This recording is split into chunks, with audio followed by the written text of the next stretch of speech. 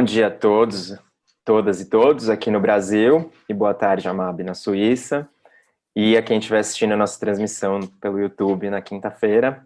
Hoje é domingo. Em primeiro lugar, gostaria de agradecer a disponibilidade da Amab em ceder um pouco do seu tempo hoje para conversar aqui com a gente, e também a Lívia Flores e aos nossos colegas e companheiros do grupo de pesquisa Desilha, a Totalidade, que estão aqui com a gente hoje, Raquel Verzier, Flora Dias, Jambi da Silva e Fred Benevides. Essa conversa com a artista e pesquisadora mineira Mabi Betônico faz parte da última mesa do nosso terceiro seminário de pesquisas em arte, cidade e desilha, Paisagens Minerais, que terá na sequência, às 17h30, uma conversa com a arqueóloga Cláudia Plens, professora da Unifesp, a cineasta e pesquisadora Flora Dias, a artista visual e pesquisadora Bárbara Marcel e o artista Tom Nóbrega. O terceiro seminário de pesquisas em arte, cidade e desilha é uma realização conjunta do PPGAV, Programa de Pós-Graduação em Artes Visuais da EBA-UFRJ, e do PPGAC, Programa de Pós-Graduação em Artes da Cena da ECO-UFRJ, a quem agradecemos pelo apoio na organização. Agradecemos também às agências de fomento CAPES e FAPERJ, que disponibilizaram recursos para a realização do seminário e da publicação a ele atrelada, o terceiro caderno do Desilha, a sair no final de 2021. O Seminário de Pesquisas em Arte, Cidade e Desilha, em sua terceira edição, é uma proposição do Grupo de Pesquisa à Totalidade, este ano com o tema Exercícios de Paisagem. Agradecemos também aos integrantes do grupo de pesquisa e aos co-organizadores do seminário, Michele Sommer, Jambi da Silva e Lívia Flores. Agradecemos ao Lucas Icó pela programação visual e ao Nicolas Jorge pela transmissão via YouTube. Vamos conversar agora com a Mabi, que vive em Genebra atualmente, trabalha em diálogo com arquivos, bibliotecas, museus e usando mídias variadas, como impressões, publicações, pôsteres e palestras, lidando com limites entre material histórico e invenção. Ela exibe regularmente no Brasil e na Europa e é uma figura proeminente na cena artística brasileira, tem ganho vários prêmios e sido apoiada por agências de pesquisa e museus. Participa também com um grupo de artistas internacional, artistas e teóricos World of Matter, constituído em 2016, cujas pesquisas focaram em temas relativos à mudança climática e economias extrativistas. Uma das principais referências em seus trabalhos é a história da mineração em Minas Gerais. Ela irá nos apresentar agora seu projeto que está em cartaz na 17ª Bienal de Arquitetura de Veneza, Stone Statements Edition, Edições Minerais. Então, vamos ver o que as afirmações que as pedras têm a nos fazer por Mabi Betônico, quem eu agradeço muito a presença e passo a palavra agora. Começo agradecendo você, André, pelo convite, a organização do grupo de pesquisa, como todo, do grupo Desilha, e em particular a Lívia. Fico muito feliz com essa chamada para compartilhar esse projeto, que começou há 2 anos atrás, né, com o adiamento da Bienal, eu acabei tendo mais tempo para desenvolvê-lo, e hoje eu não me preocupei tanto a trazer o contexto assim, desse trabalho, um contexto histórico dentro da minha prática. Eu acabei me focando unicamente sobre essa pesquisa em particular, mas eu poderia começar dizendo, antes de mais nada, que eu trabalho desde, não sei, deve ter mais de 20 anos que eu trabalho com a questão mineral. É uma questão para mim, desde o início da minha história como aluna na Belas Artes, um assunto que eu percorri assim, através de meios bastante erráticos. Eu acabei tendo que fazer o mestrado e doutorado para começar a entender o que era esse assunto. Me dediquei o meu doutorado à questão da representação do trabalhador e das representações de diversas etapas da extração mineral, e acabei produzindo ao longo da minha história como artista muitos projetos voltados para talvez uma busca assim, para compreender o porquê indisposição, ou da não disposição, da não disponibilidade de fontes de estudo nesse assunto em Minas Gerais, ou por que isso sempre foi uma questão, ou é uma questão ausente do debate público, talvez menos agora com algumas forças de resistência, mas esse foi o grande motor, assim, em grande parte, da minha história como artista. Então, o entendimento do que eu não conseguia compreender, o entendimento do que não está disponível para que seja visto, uma busca para entender o passado de sofrimento ligado à extração e o presente de implicação assim econômica e social dessa atividade em Minas Gerais, no Brasil, principalmente, né, vindo desse contexto específico de onde eu venho. Então, durante a minha história toda como artista, vários projetos foram dedicados a isso, enquanto eu também estava trabalhando questões institucionais, questões mais voltadas ao arquivo também, a gente pode fazer associações assim do arquivo também como um lugar a ser escavado, né, uma espécie de metáfora. Mas, quando eu fui convidada para a Bienal de Arquitetura, dentro de um tema já apresentado desde o início, que era como viver juntos, né? A minha primeira vontade foi de elaborar, então, numa sequência de pensamento, de produção, como podemos viver juntos de maneira diferente com os minerais. De uma certa medida, em grande parte, eu me dediquei assim ao longo do tempo sobre a questão mais social, a questão da paisagem, né, a questão da paisagem extrativa, extraída, né, vamos falar desse jeito, mas dessa vez eu tive vontade de me aproximar e de tentar buscar uma espécie de método ou de ferramentas, né, numa maneira de como que eu posso afetar esse cenário como artista. Vindo de duas experiências recentes, que infelizmente eu não me organizei para mostrar imagens aqui, mas talvez a gente possa já mostrar a primeira imagem, pelo menos para a gente ter aqui o título do trabalho, a primeira imagem do PowerPoint. O que eu tinha recentemente feito, eu achei que tivesse uma imagem antes dessa, desculpa, porque tem uma logomarca do Stone Statements, mas eu acho que eu passei para vocês uma versão mais antiga do documento, não tem problema. Esse trabalho, então, assim, a mentalidade, o meu momento para responder a Bienal de Veneza era um momento que eu tinha acabado de sair de uma experiência, de uma exposição coletiva que aconteceu no Sesc, em São Paulo, no Sesc Belenzinho, que era uma exposição que chamava Arquivo, a partir dos arquivos da ditadura, uma exposição coletiva organizada pela Ana Pato. Para essa exposição, foi uma pesquisa, foi uma exposição que derivou, assim, né, uma exposição derivada de um longo processo coletivo de pesquisa de todos os artistas, em muito debate, foi mesmo uma condução de um processo de trabalho. E para essa pesquisa, eu tinha estudado, tentado entender o papel da indústria mineral no momento do golpe militar, dos anos 64. E era uma pesquisa, para mim, nesse momento, vaga, era uma vontade de conhecer o que era que estava ali implicado, se é que existia alguma implicação. Logo, eu tive muita dificuldade de achar, como normalmente é o caso, para achar assuntos, respostas às questões ligadas à mineração, mas eu achei nesse momento da exposição que aconteceu em 2019, uma pesquisadora na UFRJ que justamente estudava esse ponto do golpe militar, o papel da indústria mineral, os interesses minerais por detrás do golpe militar. E essa pessoa, ela estava em pleno desenvolvimento do doutorado, mas ela foi tão receptiva ao meu desejo, ao necessidade de aprendizado que ela ia compartilhando comigo, que ela ia escrevendo. Então, assim, erraticamente, ao longo de um ano, eu fui seguindo o desenvolvimento da tese e aprendendo o que era, tudo.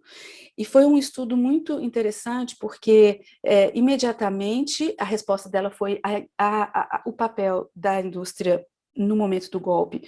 Ele é absolutamente visível, ele é claro e ele é traçável, e ela escreve uma enorme história sobre isso. E o que era muito interessante é que antes do golpe militar existia, é toda uma história que a gente tem que saber, é uma história que eu fiquei muito impressionada da gente não conhecer, de eu não conhecer e nunca ter ouvido falar disso. Mas existia, eu tenho que recuperar essa pesquisa, que agora eu já estou em outra, mas existia um movimento popular em, de proteção, de nacionalização dos minérios. E é um movimento popular que tinha uma força enorme, com presença das universidades, com presença de vários sindicatos e de alunos, de estudantes. E o que aconteceu é que, com o golpe, o que houve é que um outro projeto foi implementado. Só que esse outro projeto que foi implementado, a gente conhece, que é o da privatização, que é o da internacionalização e da exportação, da continuidade de exportação dos minérios como é, é, dinâmica comercial prioritária, né? A evasão dos minérios, a extração para companhias internacionais. Nessa época eram companhias americanas. E o que acontece é que era tão bonito o movimento que havia antes, né, como projeto, não só o movimento popular em torno da questão, mas como projeto, um outro projeto de constituição, finalmente de país, e que afetaria todo o cenário de extração, porque ele seria beneficiado internamente, né, ele não serviria só ao mercado exterior e de dependência, enfim. Mas eu estou contando isso tudo porque, durante esse processo de contato com a pesquisa de doutorado, eu precisei estar sendo aprendiz, né? Eu me coloquei na posição de artista aprendiz em face ao doutorado em curso dessa colaboração. E, em segundo lugar, eu me coloquei na posição de alguém que deveria também compartilhar isso de uma forma, um compartilhamento assim no primeiro nível, que é do ensino. Então, o meu vídeo eu fiz um vídeo para essa exposição que era praticamente uma aula. E eu fiz uma cartilha. Então, assim, pela primeira vez no meu trabalho, a questão pedagógica com a qual eu trabalho o tempo todo, como professor ao longo de 20 anos, ele vem como forma imediata, simplesmente, diretamente, ele vem como meio, né, no meio impresso de uma cartilha. A cartilha é toda uma história à parte, eu não vou entrar nesse detalhe, mas eu fiquei muito interessada nesse suporte, nesse objeto, obra, livro, cartilha, com fundamentalmente uma intenção pedagógica. Então, eu tinha acabado de sair dessa história, né, dessa história de compartilhamento de conhecimento nesse primeiro nível, e me colocando como questão assim, o que é obra nesse trabalho, o que é aula, o que é a conferência gravada, e o que é uma cartilha pedagógica e um livro de artista, enfim, estava dentro dessa questão. Com o convite da Bienal, eu estava impregnada dessa vontade de desenvolver, além do que eu fiz como cartilha, que tratava da questão do momento político histórico da ditadura e de toda essa história aí que eu contei rapidamente com relação aos interesses da indústria militar, da indústria mineral nesse momento, e então eu resolvi propor, a gente pode mudar aí o próximo slide, por favor. Nesse momento inicial, eu ainda não tinha um título para essa editora, mas eu resolvi pensar assim, o que seria a gente começar porque para mim sempre foi uma questão, vou voltar um passo atrás, o que seria, como que a gente pode, num sentido de consciente, do consciente coletivo, da conscientização do coletivo, como que a gente pode mudar, e se a gente conseguir mudar, uma relação, um atrelamento à montanha, à pedra, à rocha, aquilo que é lá, invisível. Primeiro que ela é invisível, porque ela não é considerada, ela é considerada como território, como terreno infértil, né, como um terreno que não tem associação com o biológico, necessariamente, né, numa mentalidade assim mais superficial, é que a pedra é aquilo que não é vida, né? Então, como que a gente pode atrelar ou reatrelar ou associar a ela algum tipo de valor que não é o valor econômico, né, extrativista, que possibilita a extração, mas que é um valor de um atrelamento simbólico de alguma ordem, né? Como que a gente pode levar isso a uma modificação da mentalidade, para uma modificação de uma mentalidade? É que isso é possível? É, será que isso possibilitaria uma resistência à extração na medida em que a gente atrela a esse lugar ou a esses elementos, a esse lugar montanha, né? Por exemplo, ou esse elemento rocha, ou a pedra. Se nós atrelarmos um valor simbólico a esse elemento geográfico, geológico, será que por meio desse atrelamento simbólico, a gente possibilitaria uma resistência coletiva ou um atrelamento de modo a não vê-lo apenas como um valor econômico, pelo seu valor econômico. Então, assim, quase que um projeto idealista, né, mas também voltado para uma identificação da invisibilidade desse lugar, desse elemento. Então, eu imaginei, então, olha, quem sabe um projeto de livros, assim, como que eu poderia, como artista, atuar imaginando, né, assim, num campo do imaginário mesmo, imaginar uma, uma, uma condução desse atrelamento, né? Então, eu comecei a pensar num livro, pensei primeiro num livro só, que era esse daí, com esse nome, Geoimaginaries.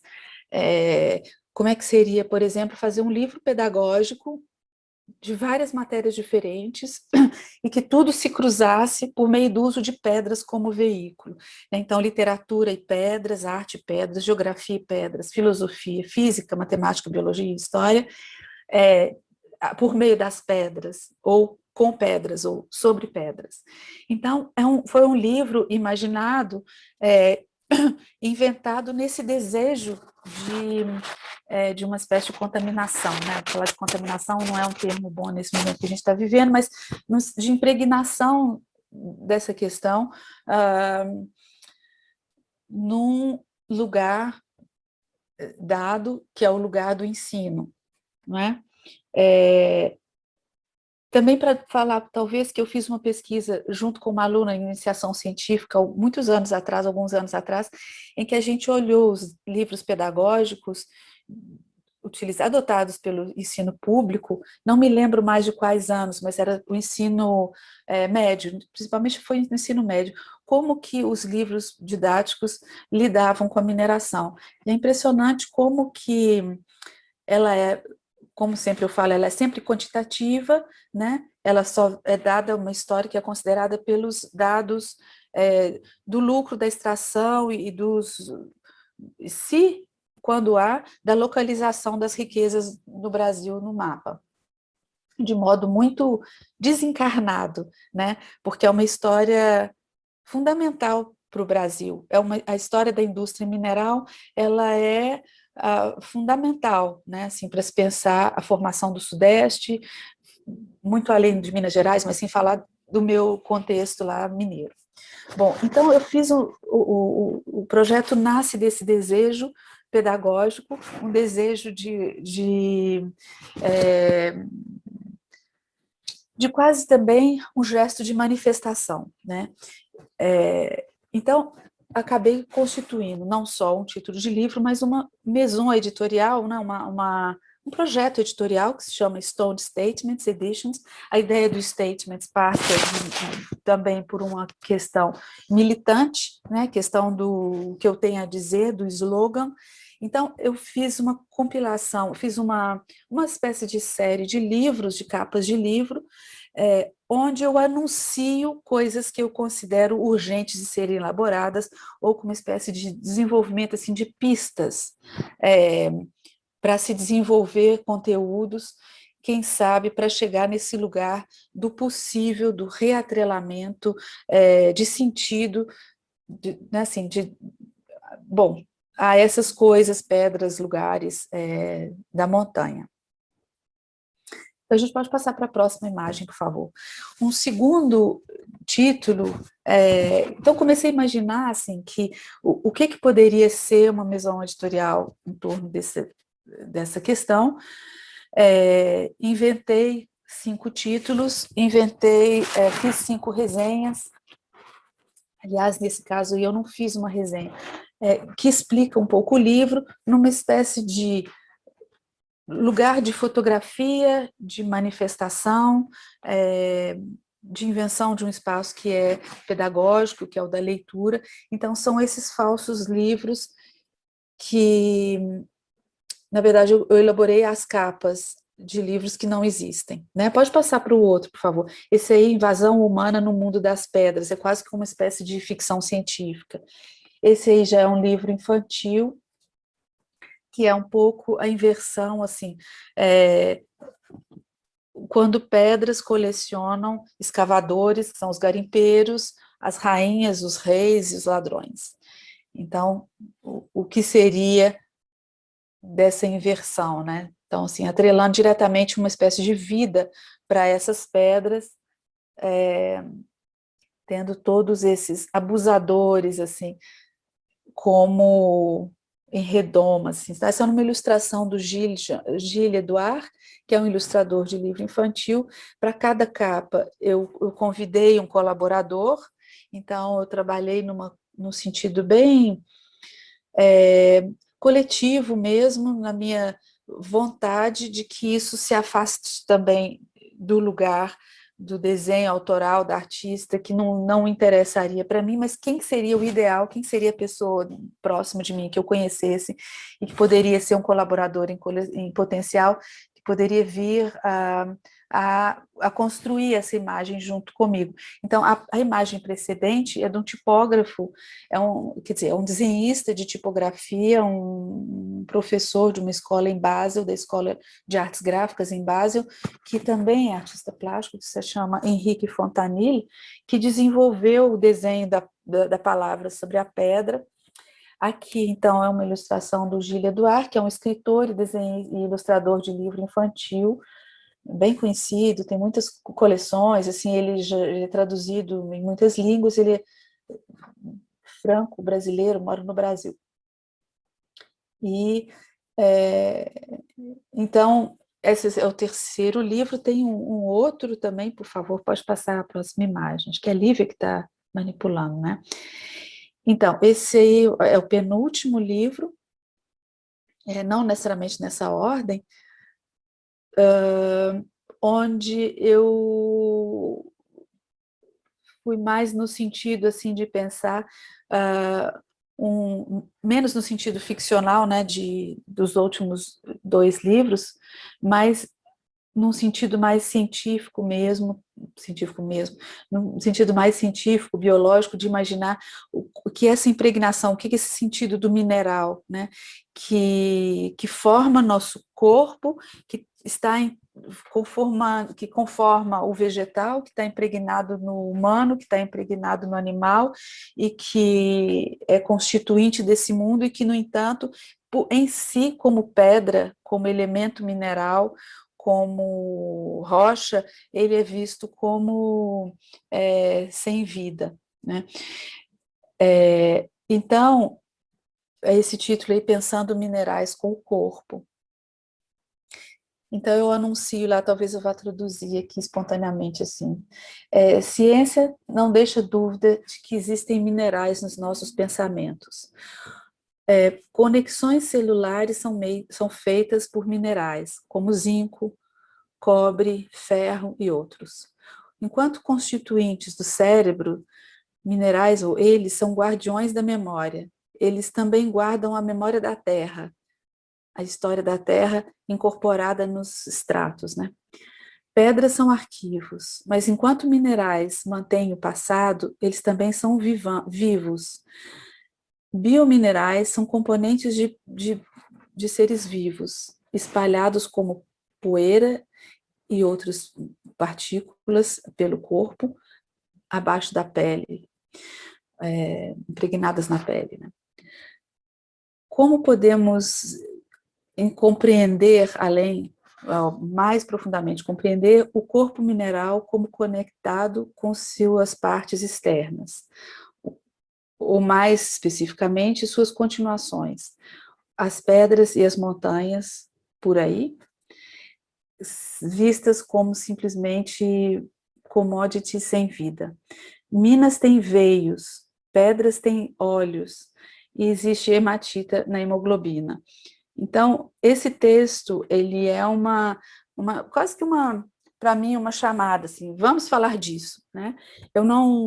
Esse talvez seja um livro que eu gostaria de desenvolver, mas são livros que potencialmente precisariam ser desenvolvidos coletivamente, ser pensados juntos, né? Mas eles são aqui anunciados como provocação.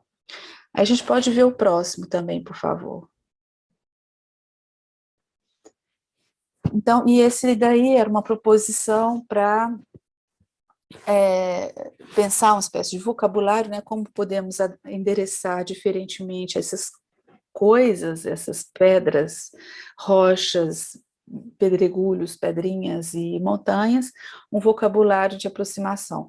E ele foi concebido, né, por esse anúncio aí, como uma espécie de alfabeto, e já anuncio lá, A para adereçando ou endereçando Cauê, B para becoming solid, C for crystallized imagination, e assim sucessivamente. Então, esse livro daí, com o adiamento da Bienal, eu acabei conseguindo desenvolvê-lo, né? Quando teve o tempo, foi o adiado, finalmente, ótimo, ótimo, vou ter tempo para desenvolver o projeto um pouco mais. Só que era um livro que já anuncia uma forma, né? Ele anuncia, inclusive, as primeiras letras, e então ele foi feito de fora para dentro.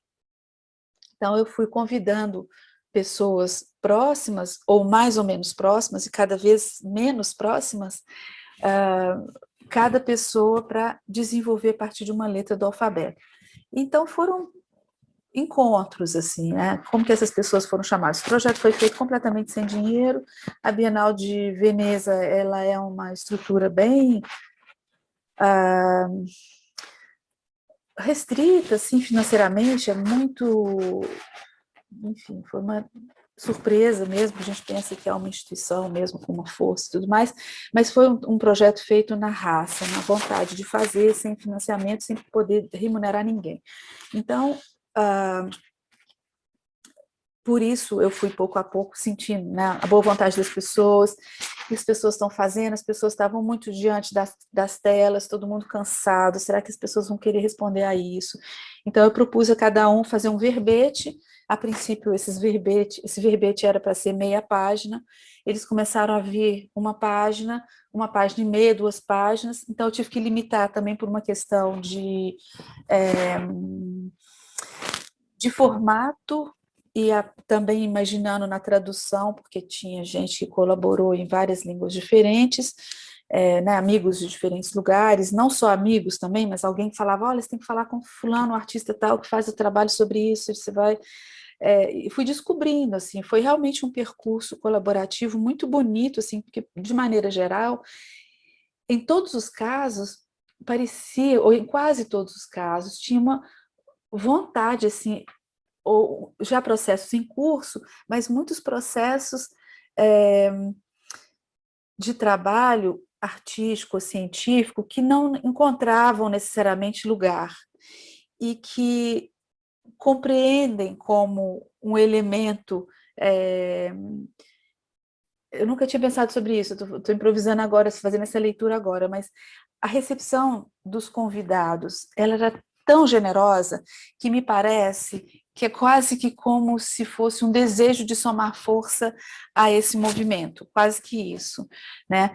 E muita gente já trabalha com isso há muito tempo, mas que via isso como um espaço coletivo de força. E aí a gente pode passar para a próxima imagem, por favor? Ainda mais a próxima, desculpa, que você queira, eu podia ler um pouco mais, mas... E aí, assim, as primeiras letras, elas estão anunciadas no livro, então a gente teve que responder a elas, né? Então tive que... E a construção do alfabeto era muito doido, porque eu não podia impor para a pessoa, faça o L, trabalhe alguma coisa com N. Então, assim, foi uma negociação em cada caso, foi um processo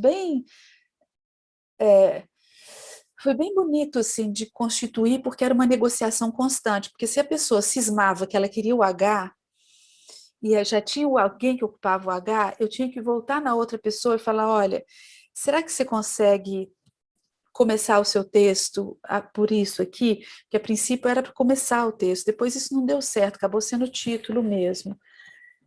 Enfim, foi um processo bem rico, assim, de aprendizado e tudo, e acabou são 26 colaboradores, e foi de verdade, graças ao adiamento da Bienal, que isso foi possível. Então, o que era um projeto editorial ficcional, aqui ele vira uma outra coisa, o que problematiza o trabalho no sentido o contrário, né? Eu não posso falar que ele é ficcional porque ele efetivamente ele se concretiza na medida em que um livro é publicado. Não sei se eu vou, às vias de fato, desenvolver todos os outros.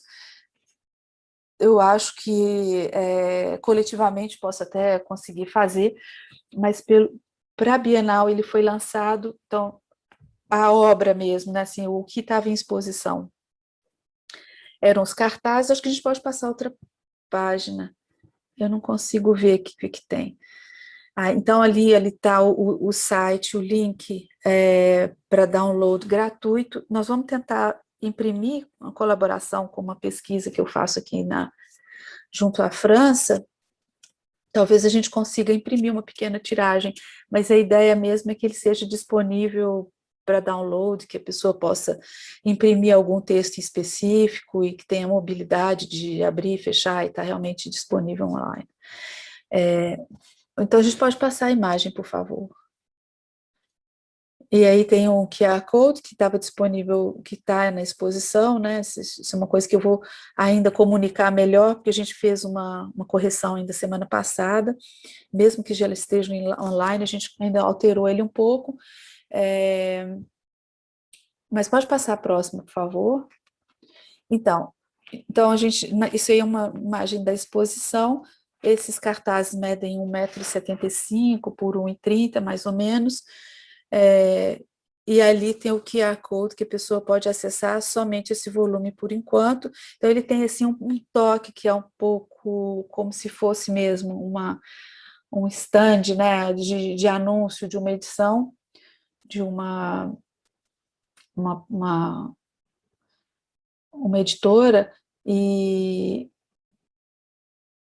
esse é com frequência o lugar do meu trabalho, assim, essa dúvida, assim, é uma instituição, é um museu do sabão ou não é um museu do sabão, é a Bienal de São Paulo que se representa durante a Bienal de São Paulo, ou é um trabalho artístico? Aqui é a questão, é uma editora ou não é uma editora? Ainda mais porque existe um livro feito. Então, a sala é mais ou menos essa. Pode passar a próxima, por favor. Então, ele tem essa dimensão da comunicação, a dimensão que eu digo, a dimensão física do pôster, de um espaço de comunicação mesmo, de propaganda, né? Pode passar a próxima, por favor. Esse aí, o outro. E, finalmente, eu também fiz um jornal. O jornal é um elemento muito presente assim, no meu trabalho. Justamente, aí, obrigada. Pode deixar ele aí no cantinho.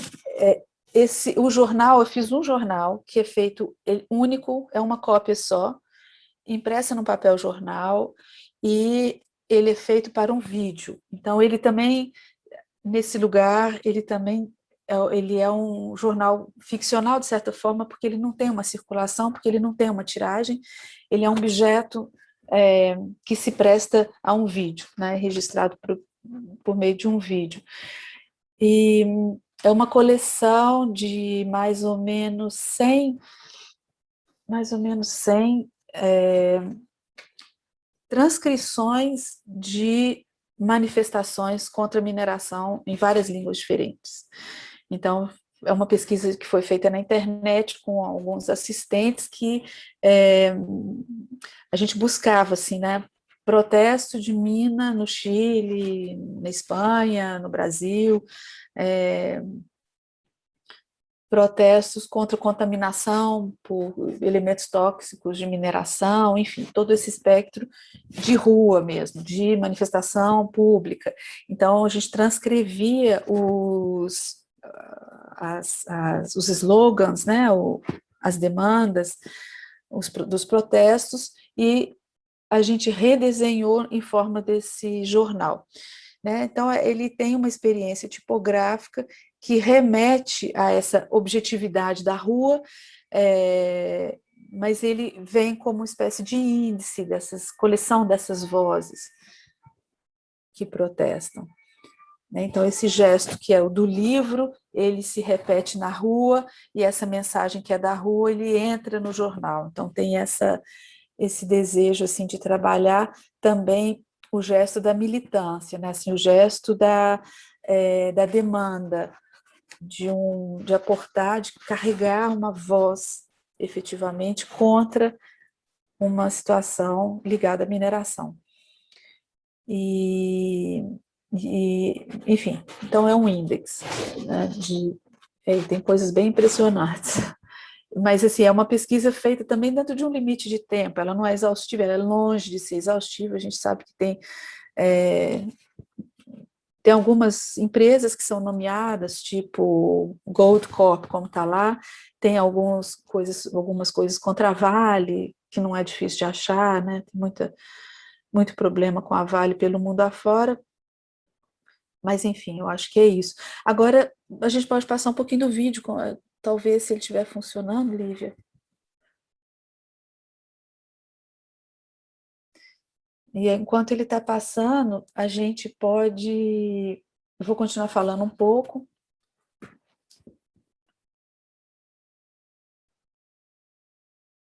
Esse vídeo não tem áudio.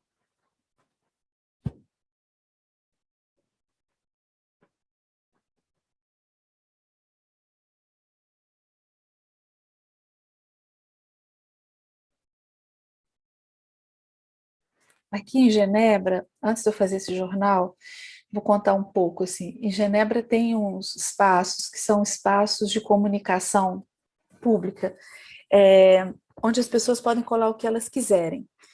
Não é ilegal, são espaços feitos para isso. Então, a pessoa coloca pequenos anúncios, ela coloca propaganda de eventos culturais, e desde o início assim, Bolsonaro foi eleito aqui em Genebra pelos brasileiros. Então, assim, a comunidade brasileira em Genebra, ela é bolsonarista, em grande parte, não todo mundo. Então, essa é uma cena de um lugar que eu ocupo aqui perto de casa. Então, eu faço muitas intervenções com relação à situação do Brasil nesse lugar. Tem muito brasileiro em Genebra. Então, eu comecei a fazer esses cartazes com vozes contra Bolsonaro no Brasil, que eu colocava aqui. E isso é um certo desdobramento desse gesto, que é um pouco solitário aqui perto de casa. Então, isso é só um parênteses, que é uma coisa que eu faço aqui meio silenciosamente. de vez em quando eu vou lá e prego um tanto de coisa, assim, quando dá muita raiva, e aqui tem igreja evangélica aqui perto, aqui onde, no bairro que eu moro também, mas Genebra é muito pequena, assim, não é difícil achar. Brasileiros tem demais. Mas então esse jornal, ele é uma continuidade desse gesto que eu faço aqui cotidianamente, dentro desse cenário de indignação, assim, com o que se passa no Brasil, né, e eu, enfim, incorporei isso a partir também de um discurso contra as minas ali para a Bienal. O desejo seria desdobrar esse jornal, não sei, imprimi-lo em quantidade, talvez, mas ele se presta para isso nesse momento, ao vídeo, né? O vídeo é o meio de circulação. Eu acho que tem mais uma imagem, talvez, se vocês quiserem passar, porque aí vai repetir esse aí.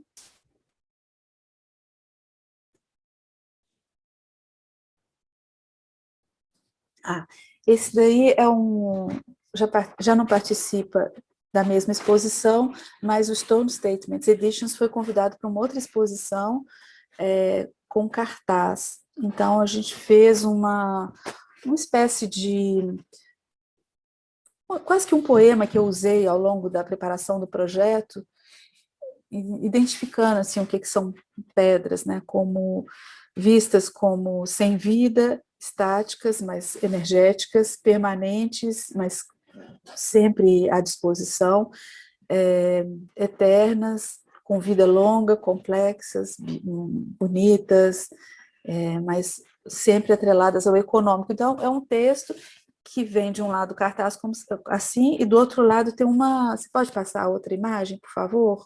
Eu não sei se é a Lívia que está fazendo isso. Obrigada, viu, Lívia, se for você. E aí tem essa imagem de um lugar que eu já não lembro mais agora, mas no Nordeste, quando eu fiz uma pesquisa lá sobre questão também de extração mineral no Nordeste, esse lugar impressionante, que é uma casa que é construída em torno dessas pedras, que eu nunca entendi muito bem o que é isso. Então, o cartaz tem isso, e quase como né, assim, um monumento assim, improvável, como se a cidade tivesse que... Foi meio construído, ou esse lugar, essa casa, em torno dessa pedra que não podia ser movida, ou será que isso foi colocado lá depois? Eu acho essa imagem muito impressionante, muito do Brasil, assim, né? Bom, então, o projeto é isso, não sei se se eu já passei, já deve ter passado de meia hora. Eu só queria dizer que eu vou só terminar com isso, que o Stone Statements, então, ele agora vira uma missão quase. Eu gostaria de poder traduzir isso para o português. Ele foi feito... A tradução em inglês se fez óbvia por causa do contexto da Bienal de Veneza, mas o desafio agora é retornar isso para o Brasil e fazer disso, assim, circular, né, ver se isso... como que esse projeto pode ser usado, eu digo usado mesmo, né, ele pode ser incorporado a algum programa, e, enfim, tem que ver, mas é um projeto vivo, ele não tem fim agora, ele vai ter continuidade, desdobramento, desejo de retorno de uso, assim, né, de que esses livros existam em algum lugar, que eles provoquem outras coisas. Bom, obrigada. Nós que agradecemos, nossa apresentação incrível. E, enfim, é uma possibilidade também de termos acesso, né, à exposição, na sua exposição em Veneza, enfim, dificuldades de mobilidade e tudo mais, e também apresentar um pouco para o público brasileiro, né. Nossa, eu vislumbro diversos usos possíveis, realmente, fiquei pensando, inclusive, no jornal, como, caso venha a ser impresso, também ele pode ser usado como pôsteres, né, podemos lamber esse jornal por aí também, como esse veículo militante. O que me chamou muita atenção, e eu acho que eu já tinha uma certa noção a partir do seu envolvimento com o World of Matter, né, mas as múltiplas camadas, intersecções, interlocuções que você acaba estabelecendo, a trama que você cria entre diversos saberes e agentes, né? Por um lado, a pedagogia, essa questão dos livros didáticos também presente, e depois todo esse agenciamento entre esses escritores, esses outros artistas e designers e pesquisadores que você faz, esses encontros que você promove e multiplica esse impulso para essa militância também que você comentou, como nesse último livro, né, no livro que foi de fato executado, emerge ali esse encontro militante e as pessoas encontram um lugar no qual se expressar, né? Acho isso muito bonito. E aí tem um termo no jornal também, né? As pedras como geomediadoras, acho que aí fica bem claro esse papel pedagógico, digamos assim. Enfim, não só pedagógico, como esse elemento de encontro, né? A pedra como encontro entre múltiplos saberes, interesses e tudo mais. Agradeço muito pela apresentação, foi bem incrível. Eu vou só fazer algumas questões pontuais que eu fiquei, enfim, curioso de saber do processo. Em primeiro lugar, os verbetes, né, do vocabulário, você tem os 3 primeiros ali, depois falou um pouco do processo de cada um escolher o seu, mas já foi algo que você já tinha lançado esses verbetes, ou as pessoas que foram propondo cada qual a partir do seu interesse? Você falou um pouco da Bíblia Era, pelo H, por exemplo. não, era assim. Então, eu tinha o A, B, C e D, que eu tinha que achar alguém para cumprir com aquilo que já estava anunciado na capa, né?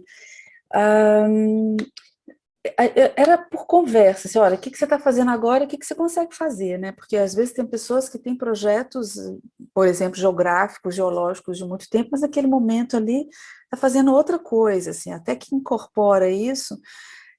Então, vinha sempre de uma conversa, o que você está fazendo, o que você pode contribuir, e a gente ia achar um título, assim, uma letra a partir de uma questão-chave do trabalho. Depois, esse assunto-chave, não necessariamente, ele virava título, então precisava só dessa negociação de linguagem para cumprir com a lista alfabética, né? Mas eram, em grande parte, são pesquisas que já são pesquisas em curso, né? Ou pessoas que trabalham, por exemplo, a Luísa Meyer trabalha com a questão do Inselberg, né? Que são tipo, não sei se você conhece, que é tipo o Corcovado, por exemplo, né? O Pão de Açúcar, aquela pedra colocada. Ela trabalha com os ecossistemas voltados em Inselberg, tem que chamar de Inselberg, tá fácil. Né? O outro, o Hugging Rocks, ele é o alpinista, e estava muito difícil fazer o H, e ele falava, ele queria uma outra letra, assim, vamos falar que você está abraçando essa pedra, o hugging, né? Vamos lá cumprir. Então era sempre um jogo dentro do coletivo, era um debate assim, a ideia é o preenchimento desse universo de letras. Mas o que eu posso dizer sobre isso? E ninguém saiu do assunto de pesquisa, cada pessoa fala realmente do seu trabalho. A partir da pedagogia, por exemplo, né, o Marcos Reigota, que é bastante conhecido no Brasil, eu não sabia muito bem como, que ele foi ele mesmo que começou a falar da pedagogia da pedra, né, do João Cabral de Melo Neto. E enfim, era uma construção pontual, foi bastante demorado, bastante trabalhoso, muitas vezes eu duvidei que eu ia conseguir cumprir, preencher todas as letras, porque era essa negociação assim, do trabalho da pessoa com a tal da letra que eu tinha que preencher. E algumas pessoas falavam assim, mas essa letra não tem nada a ver comigo, eu não consigo falar com essa letra, é impressionante. Então, enfim, é engraçado, assim, parece pequeno, parece um detalhe, mas ele era um detalhe essencial para a construção do livro. Então, a coisa da letra, né, que guiava o livro, ela era uma amarra, né, não tinha como escapar. Alguém tinha que escrever sobre a Dressing Cauê, que no final fui eu, porque eu não achei ninguém para falar do Cauê. E eu também queria fazer de uma letra, mas eu deixei ela por último, porque eu achei que até na última hora alguém ia falar alguma coisa sensacional sobre o Cauê. E eu já tinha anunciado que era o Address em Cauê, né? Não, mas é muito bonito seu texto, como do desaparecimento do Cauê, né? Como esse monumento negativo, reflexivo, como se chama. E é curioso também estar na Bienal de Arquitetura, acho que dá um outro caráter, né? Interessante você falar isso. Interessante você falar isso, para mim foi bastante importante, assim. Essa resposta, ela não surge só num processo pessoal, mas para mim ela é justamente nesse contexto, assim, eu nunca tinha ido numa Bienal de Veneza de arquitetura. E aí eu tinha uma visão assim de que ia ser aquela coisa do design, do consumo, da construção da grande cidade, da estética, do autor, arquiteto, né, do poder da construção civil, da tecnologia mais avançada para conseguir construir mais andares no deserto, enfim. Eu tinha essa visão do sentido mais consumista, assim, mais extrativista possível, né, do design, no sentido pior, e eu achava que essa ia ser a minha resposta, assim, então por isso eu quis manter uma materialidade simples, num processo simples, a montagem simples, não tem nenhum design complicado, de propósito, que o trabalho se concentrasse nesse desejo de falar, de tratar de maneira diferente. E aí, para uma grata surpresa, a Bienal não é nada do que eu imaginava. Pode ser que muitas delas sejam, mas essa em específico, ela era muito conectada às questões do planeta, às questões do aquecimento global, às questões dos elementos, e ela tem muita pesquisa. Então, para mim, como um parêntese, assim, o que essa Bienal mais... o que eu mais aproveitei dessa Bienal foi ter estado lá um longo tempo para a montagem, para as articulações assim, de comunicação, da história lá da produção, e o tanto que eu pude viver a construção dessa exposição, que tem muita pesquisa. É uma exposição research-based, e ela tem muitos artefatos, assim, o maior aprendizado para mim foi a tecnologia da informação, não a tecnologia da informação, mas os artifícios para compartilhamento de informação utilizados pelos designers e pelos arquitetos. Muito grupo de aluno, muito grupo de universidade, grupos de estudo, muita pesquisa coletiva e com uma grande capacidade de transmissão das pesquisas, ou seja, transmissão de texto, de imagem, de pesquisa de campo, foi muito incrível. Desmistificou bastante o que eu tinha imaginado a princípio e o que também colocou o meu trabalho num contexto confortável, assim, de relação com as outras obras, com os outros projetos, né? Principalmente projetos, assim. Então, o que eu achava que ia ser contramão de uma visão de construção, de arquitetura e de consumo, né, de growth, né, continuação de crescimento, de progresso, etc. Pelo contrário, era uma exposição que justamente trabalhava na contramão disso tudo. Então, enfim, o trabalho estava num lugar confortável de diálogo, dentro de um contexto em que muita gente também estava trabalhando justamente com questões similares e com linguagens similares, né? Não linguagem como desse campo de ficção e tudo mais, mas com a questão da visualização da informação, muito próximo da forma como eu trabalho enquanto artista pesquisadora, né? Imagino que não foi gratuita o convite da curadoria para você estar aí, já imaginavam que... Bom, eu teria muitas outras perguntas, mas eu vou abrir um pouco para os nossos colegas aí, se tiverem comentários. Jamie abriu a câmera, mas se quiserem todos abrir a câmera, inclusive, desculpa, Jameson, se todas quiserem abrir a câmera também, para a gente se ver aqui. Mas pode falar, Jamie, desculpa.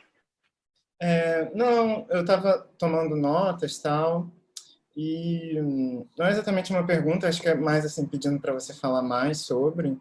Eu fiquei muito com esse momento na cabeça do quando pedras colecionam exploradores, né? Tipo assim, colecionam empresários, Ladrões. ladrões, etc. Né?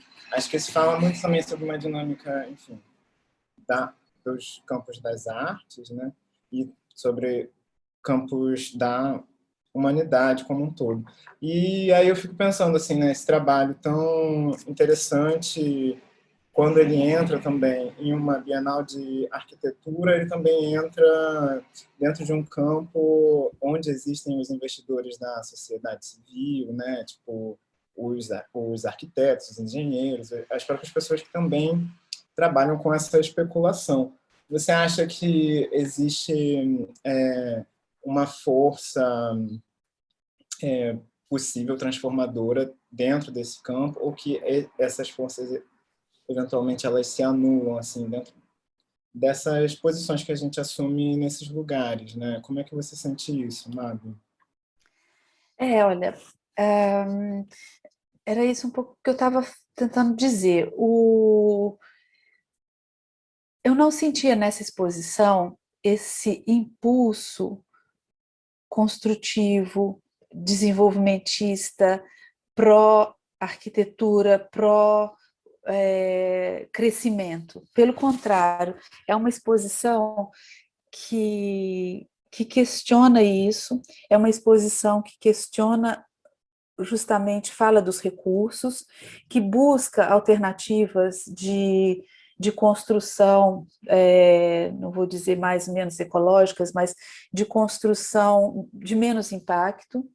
Então, eu acho que a gente está vivendo isso de uma maneira global, e essa exposição, ela é uma exposição que ela sai de uma curadoria que é de um acadêmico, de um professor de uma universidade, ou seja, ela não é de um autor, né, não é de uma superestrela da arquitetura, mas é uma pessoa que está percorrendo, o Sarkis, ele percorre o debate, né, uma pessoa que está impregnando de debate a sua exposição. A princípio eu achei que não, que eu fosse estar falando com o mundo mais perverso assim, da construção civil, né, desenvolvimentista e consumista, mas não, era uma exposição que pensa toda essa esfera do consumo, da construção, do coletivo, da ocupação dos territórios, da questão da imigração, enfim, muitas implicações. Eu fiquei muito surpresa, porque eu sempre estive na Bienal de Veneza várias vezes, que eu já fui na Bienal de Arte. E a Bienal de Arte, agora eu vou abrir um parênteses, viu, Diambri? Estou saindo um pouco da sua pergunta, mas assim, a Bienal de Arte, ela é lotada e ela tem um pulso de sedução do começo ao fim. Ela tem o mercado de arte que se interessa, ela tem as galerias, ela tem os colecionadores, ela tem os patrocinadores, ela tem os artistas com todo o seu métier métier de vaidade de consumo, que é muito pulsante, é uma disputa, é uma efervescência, é quem faz maior, mais colorido, mais barulho, é quem faz a coisa mais nova. Ela é pouco discreta, ela é descarada no sentido da sedução e do pulso, do que vai ser agora, o que vai valer dinheiro agora. E eu achei que a Bienal de Arquitetura ela fez a mesma coisa no outro campo. É o design mais incrível, com a materialidade da tecnologia mais fantástica, o prédio que vai ser mais alto, com a piscina transparente. Eu não sei o que era, eu tinha essa imagem. E eu chego lá, não é nada disso, é um monte de aluno fazendo trabalho sobre o que é a extração no Alasca, que afeta as comunidades, não sei o quê. A arquitetura que me veio assim, nessa visão da Bienal, né, porque a gente sabe que a arquitetura tem toda uma implicação social, mas eu imaginei que nesse lugar de visibilidade, a arquitetura ia se prostituir, assim, para seduzir, para mostrar ao designer o nome à grife, entendeu? Não é nada disso. Era toda uma implicação que eu vivi lá, uma implicação, assim, do coletivo, do compartilhamento de informação da pesquisa, daquilo que está naquele território ali, que está descobrindo como é que os índios estão construindo não sei o quê, como é que as águas estão sendo tratadas não sei aonde. Uma implicação muito mais relevante do que é feito normalmente nas bienais de arte, que ali sim elas apelam, né, os artistas e a produção cultural nesse momento, nesse lugar, ela apela com toda a sua força para o objeto de luxo, ou por objeto de sedução, ou por um discurso do momento que a gente tem que destacar, sabe? A Bienal de Arquitetura eu achei que foi uma exposição assim de aprendizado, entendeu? E eu não sei se eu estou respondendo a sua pergunta, Diabre, mas assim, eu tive a Não, mas impressão de eu só que queria escutar mais sobre, enfim, se você puder. eu fiquei achando que o ritmo é outro, o métier é outro, evidentemente, e eu achei uma conexão diferente com o que a gente, com pensar os dias de hoje, assim, com uma articulação com o mundo num sentido muito mais implicado, e até em pavilhões. Eu não sei se isso tem a ver com o impacto, né, do que aconteceu nesse último ano, se isso foi tempo suficiente também para as respostas ao chamado da Bienal terem sido também um pouco mais implicadas, né? Mas não sei se tem a ver, se houve tempo suficiente para essa modificação. De modo geral, achei muito mais como um espaço gráfico para apresentação de ideias do que um espaço de apelo para nomes e apelo para formas e tal. Então, eu achei um excelente lugar de aprendizado, de encontro com pessoas pensantes e produzindo no campo da visualidade também, né? No campo artístico, tem muito artista que participa. Enfim, eu achei bem mais conectado. Sem contar que Veneza estava sendo